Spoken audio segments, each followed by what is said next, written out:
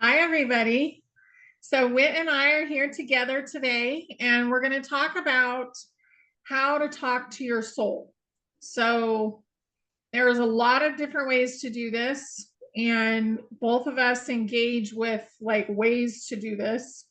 But I'm going to have Whit talk about it first because she's really been actively doing one thing that really works, and I'll talk about how I've used that in the past too. But okay, Whit, Yes. we're ready to hear from you. How you doing? I'm great. I'm doing so well, and I'm excited to chat and share what has worked for me, and maybe it'll work for some other people, or maybe it'll spark something that, Yeah. is a little bit different that someone else could try. I'm all about people finding what works for them and not, saying like you have to do it this way. But yeah, the speaking with your soul, and then specifically, I mean, it's been worded in different ways, the like going within, that type of thing, all of that to me is a similar kind of similar vibe of what we're doing and what's going on there.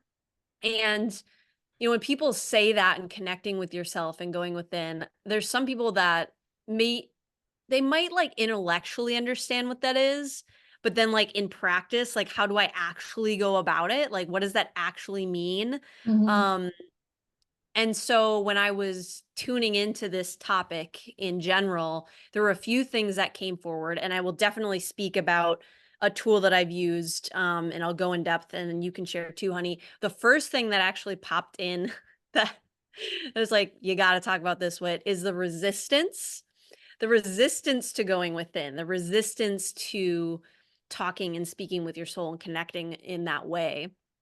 Um, and so for me, I've noticed a few different things that pop up. For any of you who've kind of watched any of the videos with me on Honey's channel, you'll notice that I'll use myself as an example a lot. I just like to put myself out there of being like, this is what I've struggled with, and kind of a in a I'm walking alongside everyone else. I'm not like a guru. I'm not like above anyone else. Mhm. Like I'm learning this as I go. So when you hear me talk about myself, that's why I'm doing that. That is my intention with that. So the resistance for me, I've noticed, has come in a few different ways. Sometimes I will use distractions like social media, like YouTube and TikTok and Instagram and all that stuff, and I'll just scroll, and that'll take up a lot of time sometimes for me, even if it's amazing videos that are like spiritually inclined or energetically inclined, and it's amazing information, sometimes I find that I will still utilize that as a distraction and resistance to going within. Mhm. Because at the end of the day, those are someone else's perspectives on what's going on. They're beautiful. They're not to be, less than or better than your own, but it's still not Mhm. your own. So that's one of the things, one of the resistances that my higher self was like, bring it up. So I'm putting that out there. Um, Another resistance that has come up for me is like filling my day with a lot of stuff. So, like, whether that be work, whether that be friends, family, pretty much anything that isn't just sitting with myself, you know? And like, granted, we need that, right? We need that connection, like, or, we want that connection, I guess is a better way to put it. But for me, I have found that if I fill my day to the brim from when I wake up to when I go to bed, and it's like other things, other people, and it's not just me with myself, um, that I have found is, like, a distraction point from going within. So if Mhm. you can relate to that, you're not alone. I definitely have done that. Um, Another form of resistance that I was kind of told to, mention is basically having a belief system or a thought form that none of the tools out there are gonna work for me. Being Yeah. like, "Oh, well, meditating, I can't sit still long enough. Oh, free writing, automatic writing, I don't like writing," or you know what I mean? Like finding excuses of why maybe these tools wouldn't work. So these are all different like resistance points that could potentially be in your world as well, that are kind of maybe stopping you from really connecting with your soul on a deeper level. Mhm. Um the last one that I am going to bring up that basically was kind of like the pinnacle of it was worthiness. Am I like worthy enough to sit with myself and spend that time getting to know myself more? Um, and the example that came through is like if you're sitting with a friend, if you're sitting, maybe you're on a date with someone, whatever, you're asking them questions, right? You're getting to know them. Like if they're having a reaction to something, you're curious about it. You're diving in deep with them in different ways. Are you extending that same curiosity to yourself? And when that example came through, I'm like, "Ooh, girl, that was yep, that hits hard." You know, like do I set myself up in the same way that I would a friend? Do I extend that same patience and attention that I would a friend or a family member? Yeah, Um, and that's great. so it's if it's helpful to kind of look at it that way and kind of take that example and apply it to yourself, that might be a good indicator of where you're at with going within, connecting with your soul. Are you allowing yourself to see that as something of value, or do you kind of see it as like, oh, that's a chore? Why do you see it as a chore? You know? Um, to me, it comes back to worthiness of my own self. Like, why would I consider connecting with myself a chore? Um, so yes, for me, the self-love piece, the worthiness piece is saying like, hey, Whit, I love you so much that I'm going to set aside specific time just for you to ask you questions, to listen to your answers, whatever they are, because there's a full spectrum of answers that can come through. And just sitting there in uncomfortable moments and also cheering you on and celebrating growth as well. So treating yourself and going within and connecting with your soul as kind of like a special treat for yourself, because it is. That's how I see it. I see it as this like special treat moment. Um, so I guess that's kind of where I wanted to start, because when I was jumping right into getting into the like free writing, automatic writing piece, I was like, "Oh, yeah, there's a whole thing on top of that that if I don't talk about, we're missing maybe some chapters and some steps to this." Oh So I don't yeah. know if you want I don't know if you wanted to add anything to that before I jump into free writing. Well, I'll add just a little. So one of my routines before I did kind of basically writing down whatever my soul was telling me um, Mhm. was to clear my ego out of the way. Yeah. So really asking your ego to step aside and to create a space that is just unconditional love for yourself. That's Yes. really important. And that is showing that you love yourself unconditionally, even if it's only in Mhm. that moment. Yeah. So, there's a lot of ways, and we'll probably do another show on some of the things that are showing you that maybe there's a little work to be done when it comes to worthiness and self love. But in that Mhm. moment, you want to move your ego out of the way, because your ego will do everything it can to distract you, because we've had a lifetime of avoiding our traumas. Mhm. So it's really important to ask your ego to get outside of my bubble. I'm going to talk to my soul right now. I'm doing this work right now. Yes. 100%. I Yeah. so appreciate that. Because yeah, there's so many different ways to kind of come into this. And if any of that like resonates with the people watching this video right now, definitely just give it a shot and see what Yeah. happens. Play with some of those questions, play with some of that, like, what would it look like for me to kind of like set my ego right over here for a second while I do this work? Like, how does that feel in my body? How does that feel for me? What's coming up? Like, am I resisting that? Am I like, you know what I mean? Just be super curious with that. Because that's also information. It's a super helpful information to pick up on and know um as you do the work. Um But when it comes to sitting down and writing, which I've been doing for months now, like pretty regularly every day. Like I haven't missed a single day. Sometimes it's twice a day, sometimes it's once a day, but I've always sat down for the past couple months and just allowed myself to connect in that way. Mhm. And for me, I again, if you've watched any of my videos, I have this like playful kind of side of me, and I like to create play in around the tools that I use. So this is kind of where I'm coming from with how I set this up. I basically, before I sit down to write, I set it up as if it's a date that I'm taking myself on. So I am wooing myself into going within. Like this is what's happening in my world right now. So I've just learned over the years that like saying that something is good for me, it just doesn't cut it a lot of times. The motivation isn't there. Like, okay, I get it. I get that that's good for me. But if I woo myself, if I make it like a fancy, cute date, I'm more willing to sit down and do it. So what that looks like for me, and everyone can do this differently, is basically like sometimes I light candles depending on where I'm at the moment, or I'll like dim lights and stuff. I'll get like some comfy pillows out. Oh, you can't see that in the I'll get some comfy pillows out.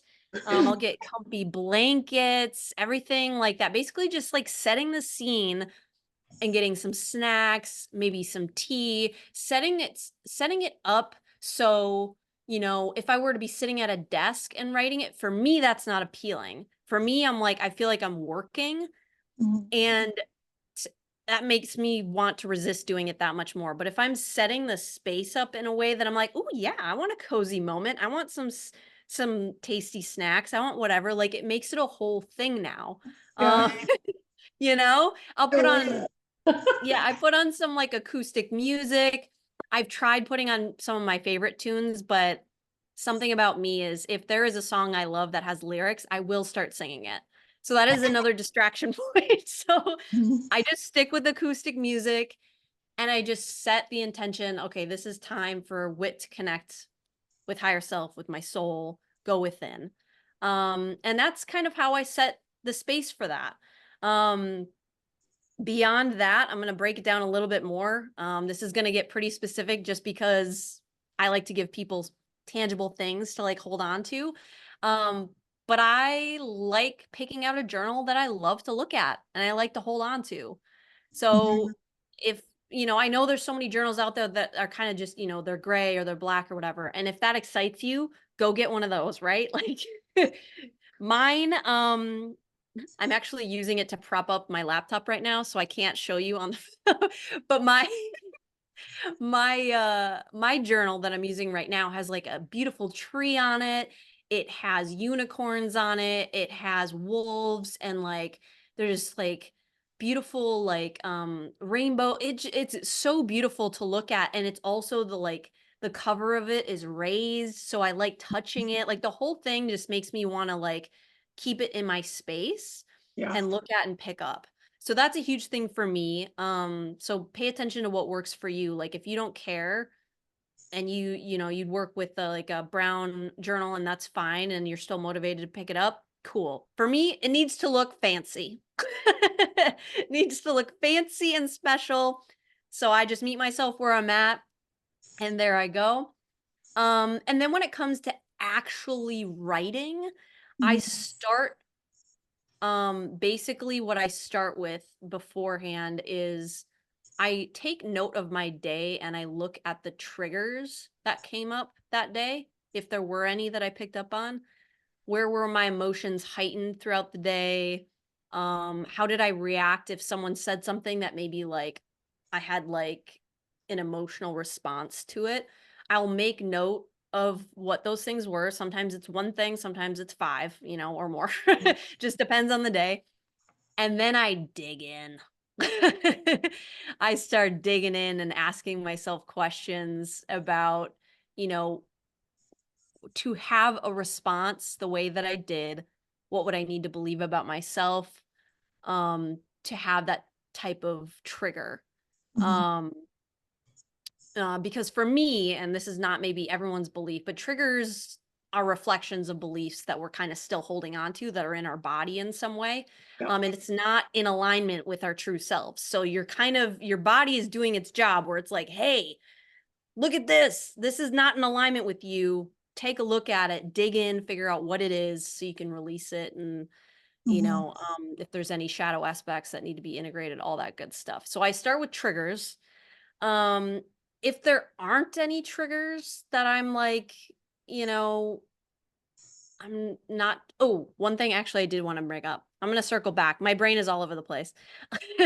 The trigger piece. If there's something that I've recognized that, hey, this is something that I'm excavating, and I figure out what that core belief is that isn't in alignment anymore, I will then immediately, right on the spot, come up with a belief that is more aligned for me in this moment. So Mhm. I'll immediately do that work.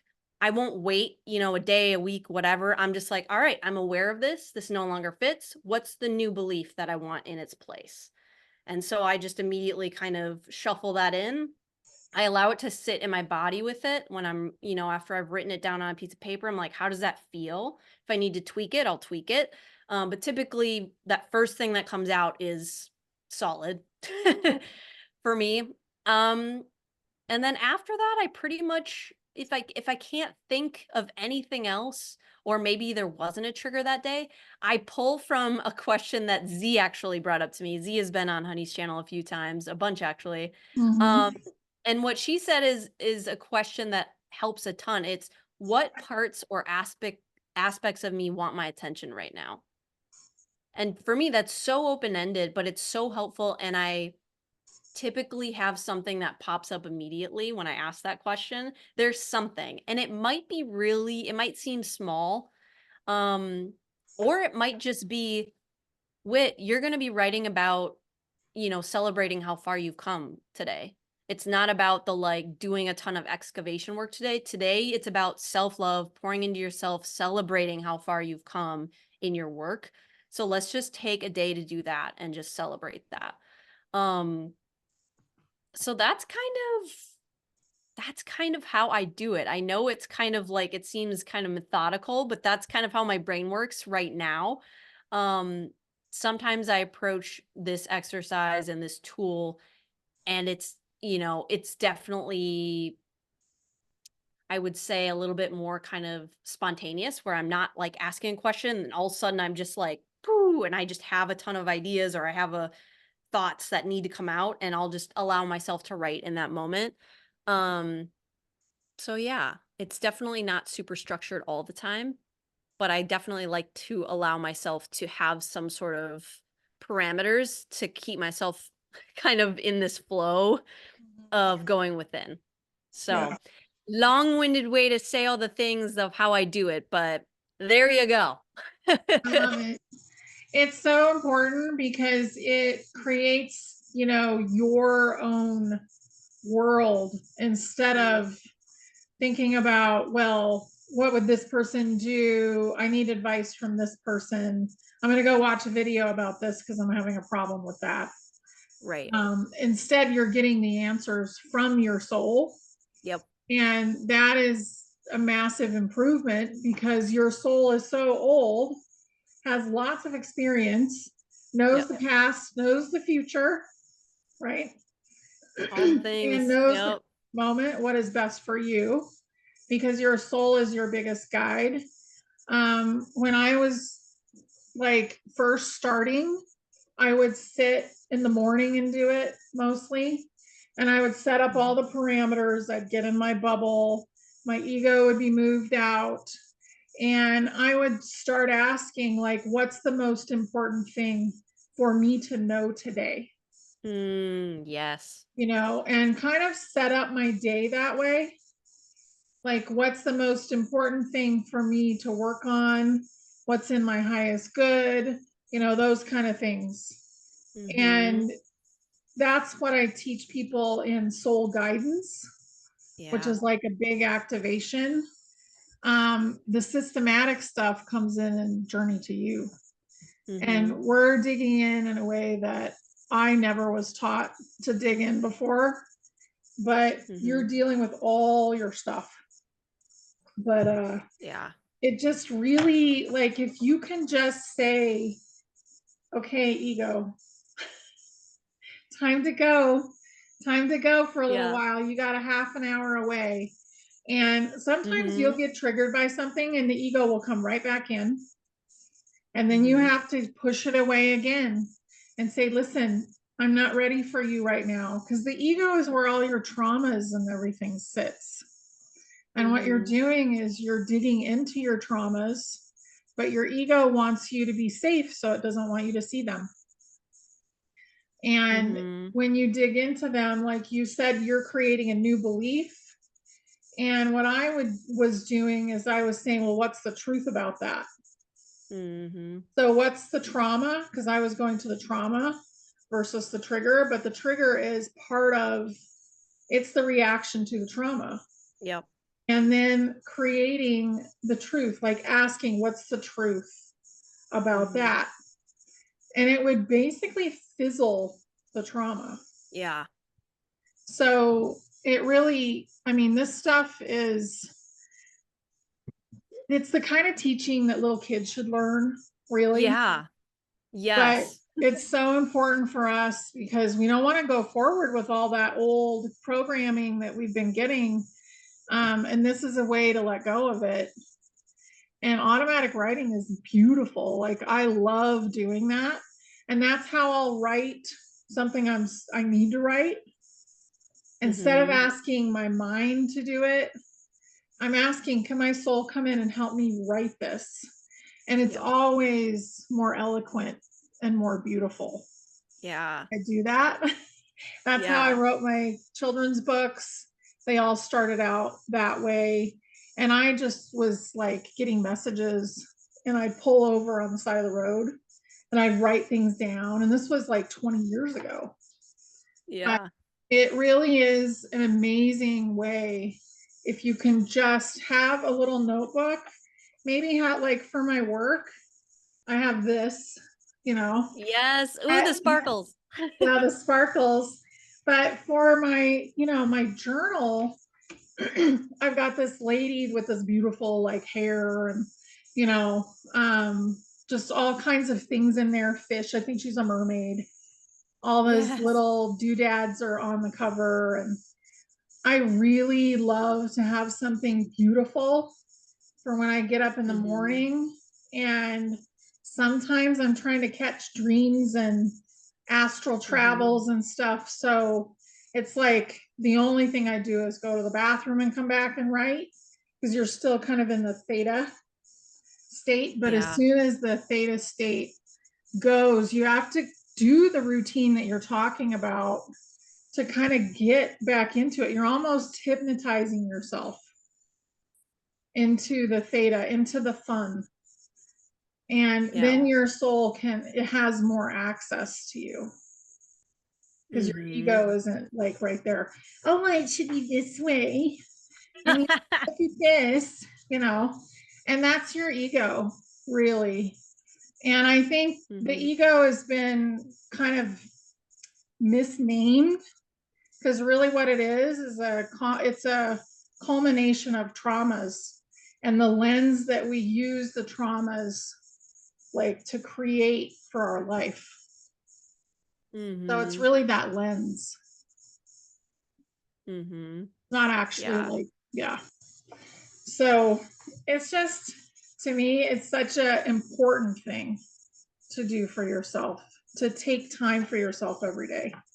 Yes. It really, really is. And it's even though, I've utilized other tools and practices over the years, but this one, I am shocked what comes through sometimes where I'm Mhm. just like, and that's to me, that's an indicator that I have kind of, it is my soul like speaking through, and allowing me to tap into that because I'm like, oh, my physical mind wasn't like thinking of those things in that way. And I actually shared a like image like I don't know if it was a code or energetic code or whatever, something I drew while I was doing my automatic writing one night, and all of a sudden this thing came through and I hadn't planned on that. Like typically when I'm writing words, I'm processing my day or whatever it happens to be.